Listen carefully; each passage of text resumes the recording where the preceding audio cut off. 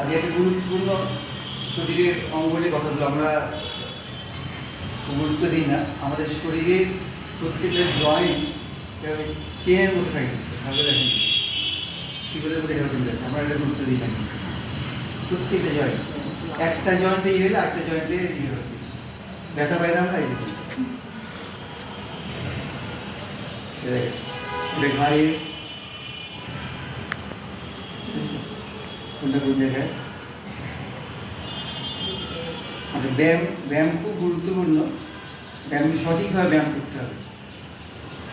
আর এখন কি বলছে, আমাদের শরীর বিচ্ছিন্ন জয়েন্ট হিসেবে কাজ করে না, একটা সাথে আরেকটার সাথে কাজ করে। এটি একটি গতিশীল শৃঙ্খলা হিসেবে কাজ করে, যেখানে প্রতিটি অংশ তার উপর এবং নিচের অংশকে প্রভাবিত করে। চিন্তা করতে হবে।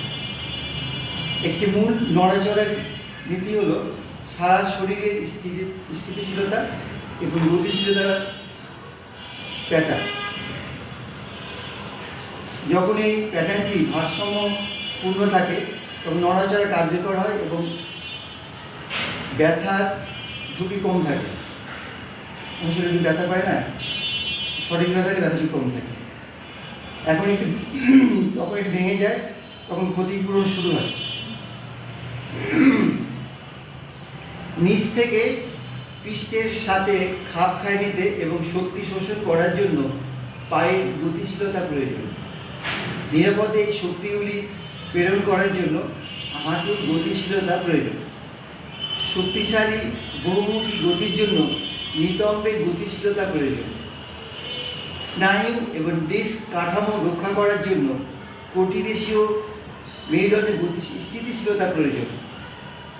ঘূর্ণন এবং প্রসারণের জন্য বক্ষ মেরুদণ্ডের গতিশীলতা প্রয়োজন। অন্যদিকে সার্ভাইকাল মেরুদণ্ডের আবার মাথার নিয়ন্ত্রণ এবং নির্ভুলতার জন্য স্থিতিশীলতা পক্ষে, মানে একটা সাথে গতিশীল আর স্থিতিশীল। তো সমস্যাগুলি প্রায় ব্যথা শুরু হয় না। শক্ত নিতম্ব কটিদেশীয় মেরুদণ্ডকে অতিরিক্ত চাপ দিতে পারে। গোড়ালির দুর্বল গতিশীলতা হাঁটের উপর চাপ সৃষ্টি করতে পারে। বক্ষের সীমিত ঘূর্ণন ঘাট বা কাঁধকে জ্বালাতন করতে পারে। শরীর সর্বদা কাছাকাছি জয়েন্ট থেকে গতি ধার করবে, সাধারণত যা স্থিতিশীল হওয়া উচিত। এই জন্য ব্যায়ামের সামঞ্জস্য হতে হবে। যে ব্যায়ামগুলো আমরা করব, শুধু মানে আমরা সব এখন গিয়েছি যে শুধু জিমে গিয়ে ওয়েট তুলতে যাই। এই জন্যে আমাদের বডি স্থিতি রাখতে হবে, স্ট্রেচিং করতে হবে, যোগব্যায়াম করতে হবে। বডিটাকে যত আমরা ফ্লেক্সিবল রাখবো তত আমরা ইঞ্জুরিতে সেফ থাকবো, গতি চলাচলতে সুবিধা হবে। আমাদের ব্যায়াম করবো, আমরা যে জিমে আসবো এক ঘন্টা কাজে, আমরা যে ব্যায়ামগুলো করবো সেখানে আমরা ডেলি লাইফ বা 22-23 ঘন্টা যে বাইরে সেই লাইফ আমরা কাজে লাগাতে পারছি না। সাংসারিক কাজে, বাহ্যিক কাজে, পড়াশোনার কাজে কিন্তু আমরা ব্যায়াম করছি, কোনো মানে ধারাবাহিকতা নিয়ম নাই। সব জিনিসে গ্রামার আছে না, ব্যায়ামেরও গ্রামার, কিন্তু আমরা বেশিরভাগ মানতে চাই না, ধৈর্য কম। হ্যাঁ, প্রত্যেকটা জয়েন্টে জয়েন্টের সাথে নার্ভের সম্পর্ক, নার্ভের সাথে মাসুলের সম্পর্ক। প্রশিক্ষণ ক্ষেত্রে এই শৃঙ্খলাকে সম্মান করা উচিত, এটা বলছে। যেটা বললাম, প্রশিক্ষণের ক্ষেত্রে শৃঙ্খলাকে আমাদেরকে সম্মান করা উচিত। নড়াচড়ার জন্য ডিজাইন করা জয়েন্টগুলোকে সচল করুন। স্থিতিশীল করার জন্য ডিজাইন করা জয়েন্টগুলোকে শক্তিশালী এবং নিয়ন্ত্রণ করুন। এভাবেই আপনি কর্মক্ষমতা, ভঙ্গি এবং আঘাতের স্থিতিস্থাপকতা উন্নত করতে পারবেন। লক্ষ্যগুলি তাড়াহুড়া করে নয়, বরং প্যাটার্নটি পুনরুদ্ধার করুন। তারপরে ব্যায়াম ধীরে ধীরে ব্যায়াম বুঝে করতে হবে।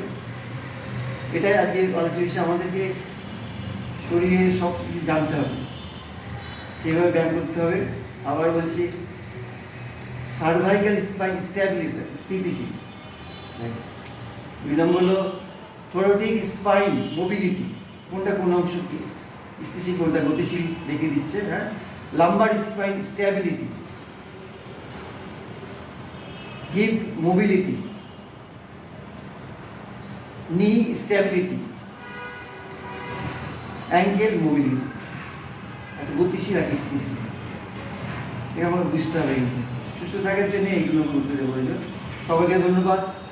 সামনের সপ্তাহ থেকে আবার শুরু করব। সামনে রোজার মাস আসছে, রোজার মাসে আমরা ডায়েট ব্যায়াম কীভাবে করবো সেটা বলবো এবং ডায়েট চার্ট দিয়ে দেবো যারা রোজা করবেন। হ্যাঁ, ঠিক আছে, ধন্যবাদ। সবাই ভালো থাকে, সুস্থ থাকেন।